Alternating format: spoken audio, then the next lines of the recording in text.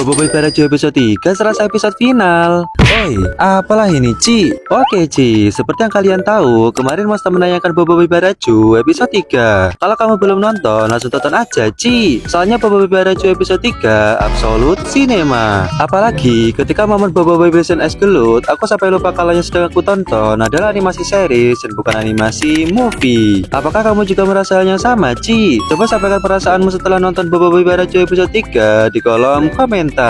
Oh ya Ci, seperti biasa, kalau episode Boboiboy Barajo udah tayang, aku akan buatkan video reviewnya Ci, yang berisi tentang momen epic dan anomali di Boboiboy Barajo episode 3. Tapi kayaknya di video ini aku akan bahas momen epic dulu Ci, soalnya durasinya akan terlalu panjang kalau sekaligus sama anomalinya. Tanpa basa-basi lagi, mari kita mulai dari pembahasan momen epic. Oke Ci, momen epic yang pertama masih nyantai ya Ci, yaitu ketika Pak Bara mencoba senjata baru. Buat kalian yang tidak tahu, senjata ini dari Pak Pato ya Ci. Jadi ini alien meskipun tampaknya imut, dia itu adalah villain yang sebenarnya. Nah, yang epic dari momen ini adalah penganimasiannya Ci. Sebab ya, lihat aja kok bisa Monster menggarap sebagus ini. Sadia! Tembak!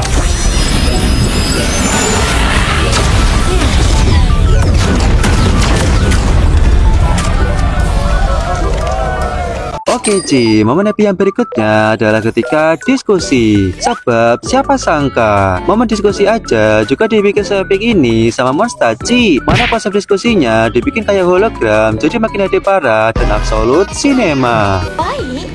Aduh, signal makin teruk. Kita jumpa di puncak bakar beku. Korang bawa dua ketua tu ke sana.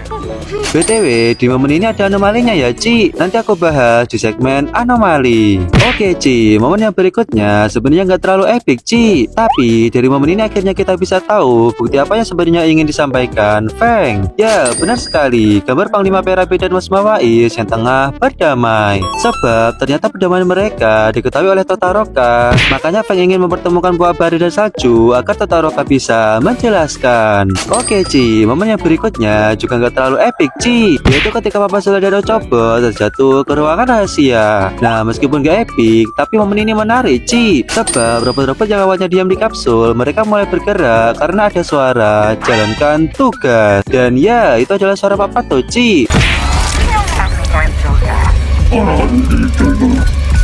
Jadi udah terbukti ya Ci, kalau robot yang menyerang Feng kemarin adalah robot punya alien imut ini. Dan ruangan rahasia ini juga miliknya. Oh iya Ci, menurutku ini adalah sebuah easter egg atau petunjuk yang diberikan Monster Ci. Sebab episode 3 diakhiri dengan Feng yang menghentikan pertarungan antara Boboiboy dan Ice kan. Kemudian Boboiboy Sopan sepertinya akan muncul di episode 4. Nah, bisa jadi robot-robot ini akan muncul pada akhir episode 4 dan menjadi permasalahan di episode 5 atau 6. Tapi ini cuma teoriku ya Ci. Oke Ci, momen epic yang berikutnya adalah ketika menuju puncak bakar beku. Sebab kita udah tahu kan kalau puncak bakar beku memang HD. Tapi coba lihat lagi ketika momen Buah Bara menuju puncak bakar beku. Malah Ci, detailnya itu loh. Apalagi ketika batas antara bagian barat dan puncak bakar beku diperlihatkan. Absolute Cinema. Gak cuma itu, perjalanan Pak Salju ke puncak bakar beku juga HD parah Ci. Nyaman betul udara ini.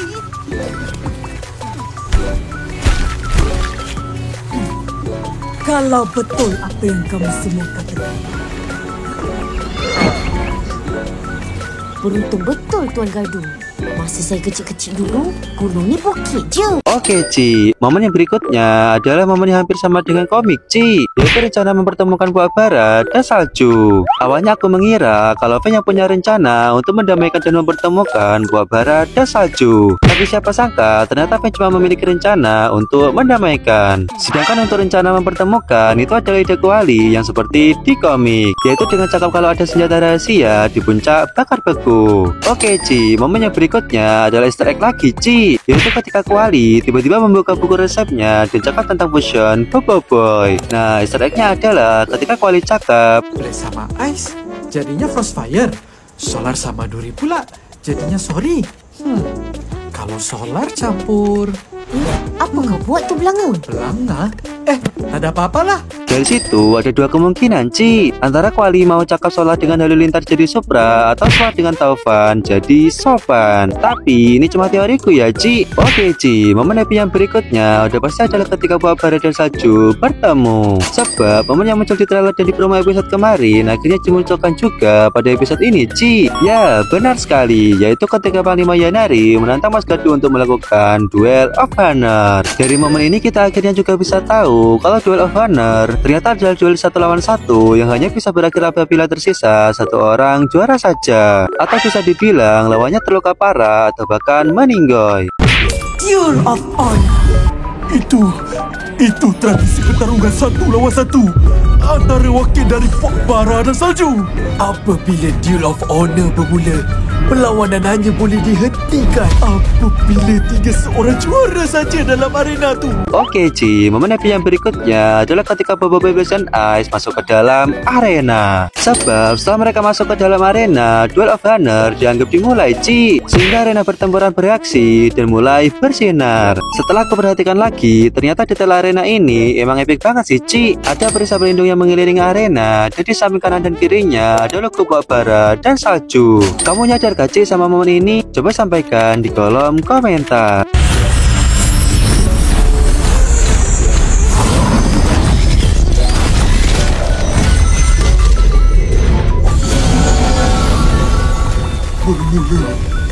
Ayah, apa korang buat ni? Oke, Ci, momen happy yang berikutnya udah pasti pergelutan antara Bobo Beyblade dan Ice. Sebab setelah mereka masuk ke dalam arena, Bobo Beyblade tiba-tiba ngomong kalau dia hanya membutuhkan 7 langkah untuk mengalahkan Bobo Boy Ice. Nah, aku benar-benar gak nyangka sih kalau langkah yang diucapkan Bobo Beyblade beneran diperhatikan sama Bobo Boy Ice. Jadi nggak cuma asal ngomong, Ci. Kalau nggak percaya, mari kita bahas dari langkah yang pertama. Tapi sebelum langkah yang pertama, Bobo Beyblade tiba-tiba melemparkan topinya, Ci. Wah, Ci, belum apa-apa, udah lepas topi nih. Bahaya banget ya. Tapi di sini tujuan Bobo Beyblade melempar topinya adalah untuk menutupi pandangan Bobo Boy Ice, sehingga Bobo Beyblade bisa memberikan kejutan pada langkah pertamanya, yaitu untuk melancarkan serangan tinju berapi. Sayangnya di sini Ice masih bisa menangkisnya, Ci. Bahkan Bobo Boy Ice masih bisa menghindar dengan lincah. Gak cuma itu, di momen ini tiba-tiba Bobo Boy Ice menggunakan jurus baru, Ci, yaitu Clone Ice. Bobo Boy Ice juga sempat vaksin jurus barunya dan cakap kalau Bobo Boy Blaze lemah. Blaze pun marah dan lanjut menyerang Bobo Boy Ice. Tapi siapa sangka Bobo Boy Ice segera masuk ke dalam asap, menciptakan banyak klon dan menggunakan panah es yang bersamaan dengan klonnya. Walah, Ci, absolute cinema. Ya, meskipun Bobo Boy Blaze masih bisa menangkis semua serangan itu menggunakan cakram apinya. Lemah. Lemah.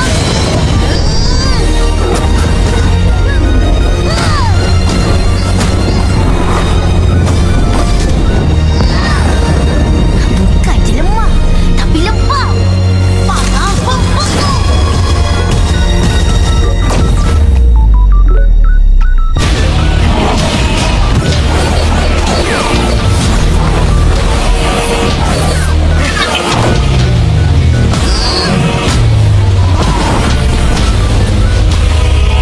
Kemudian Bobo Boy Blaze menggunakan langkah kedua, Ci, yaitu jurus melempar cakram api. Sebenarnya serangan ini udah cukup kuat sih, Ci, karena bisa menghancurkan beberapa klon Ice sekaligus. Tapi sayangnya Bobo Boy Ice dapat dengan cepat menghindar dan bakal menyerang balik menggunakan panah Ice-nya. Nah, ternyata panah Ice yang ini bukan panah Ice biasa, Ci. Sebab setelah mengenai tanah, tiba-tiba keluar aura Ice yang segera membeku dan menghentikan pergerakan Bobo Boy Blaze. Bahkan di sini nampaknya ada Ice tajam yang hampir mengenai Bobo Boy Blaze. Tapi sengaja dihentikan Bobo Boy Ice sebab dia mau rekal-rekal dulu. Aduhai, please. Takkan baru 2 langkah dah kalah. Tapi tiba-tiba Bobo Boy Blaze cakap siapa kata aku udah kalah dan memanggil cakram apinya. Menyadari itu, Bobo Boy Ice dengan kerja berusaha menghindar, Ci. Tapi ketika dia mau melompat, tiba-tiba ada aura-aura biru di kakinya. Gak cuma itu, setelah Bobo Boy Blaze melepaskan diri dari perangkap Ice, tangannya tiba-tiba juga ada aura-aura oranye dan rambutnya juga jadi orange, Ci. Walah, Ci, apakah ini sebuah tanda-tanda?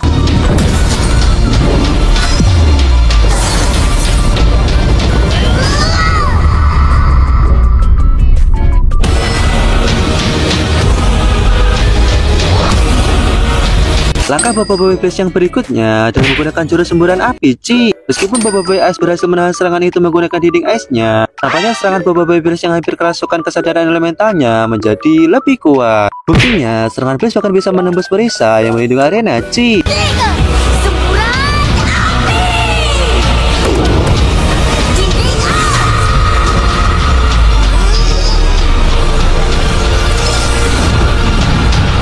Nah, setelah berhenti menggunakan semburan api, Boboiboy Blaze menerjang Boboiboy Ice kan, Ci? Dan itulah langkah keempatnya. Ya, serangan menggunakan cakram api di mode kerasukan. Apalagi di momen ini, Blaze ketawa jadi benar-benar mirip kerasukan.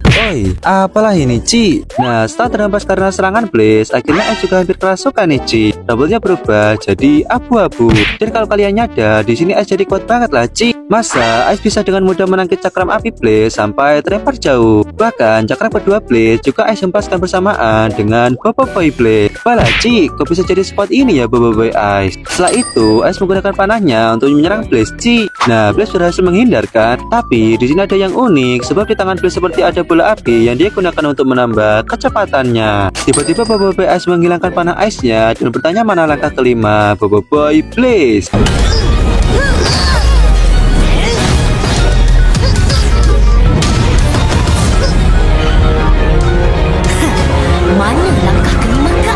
Boboiboy Blaze pun menggunakan langkah kelimanya, yaitu spam bola api. Ya, meskipun gak ada yang kena, karena Boboiboy Ice bisa menghindar dengan mudah, Ci. Gak cuma itu, Boboiboy Ice bahkan mendekati Boboiboy Blaze dan bersiap menggunakan jurus sembuhkan keras dengan melapisi tangan kanannya menggunakan Ice. Lihat itu, Boboiboy Blaze segera menggunakan langkah keenamnya, Ci, yaitu jurus tendangan berapi dan bola api di tangan untuk mendorongnya terbang ke atas menyerang Boboiboy Ice. Pada akhirnya, Boboiboy Blaze dan Ice saling kena serangan dan terhempas.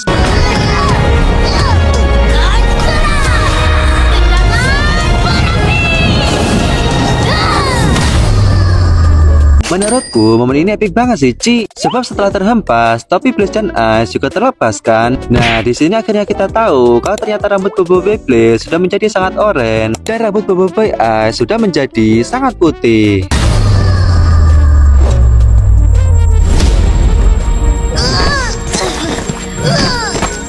Setelah inilah momen puncaknya, Ci. Awalnya Blaze mencoba bangun sembari mengeluarkan aura api. Boboiboy Ice pun juga mengeluarkan aura Ice dan mengejek Blaze apakah cuma itu serangan keenamnya. Akhirnya Blaze marah dan mengeluarkan kodam Panglima Terapi, Ci. Begitu pula Boboiboy Ice mengeluarkan kodam Mas Mawais Absolute Cinema. Itu jika serangan keenam kau. Kau memang mencabar aku.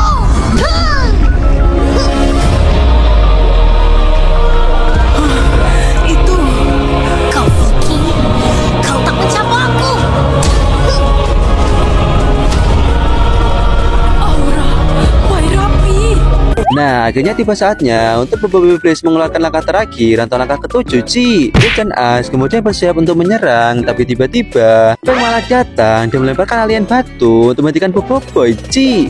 Oi, apalah ini, Ci? Mana habis itu Boboiboy Barajo episode 3 langsung berakhir. Hei, nanggung kali lah, Ci Monster. Minimal kasih spill sedikit lah. Apakah kamu juga merasa kalau ini nanggung banget, Ci? Coba sampaikan di kolom komentar. Tapi ya, menurutku wajar sih kalau Monster membuat endingnya nanggung. Soalnya Monster ingin kamu penasaran dengan kelanjutannya. Jadi mohon bersabar ya, Ci. Oke, Ci, mungkin itu aja untuk video kali ini. Untuk pembahasan anomali di episode ini akan aku bahas di video berikutnya ya, Ci. Jadi sampai jumpa di video berikutnya. Dan oi, apalah ini, Ci?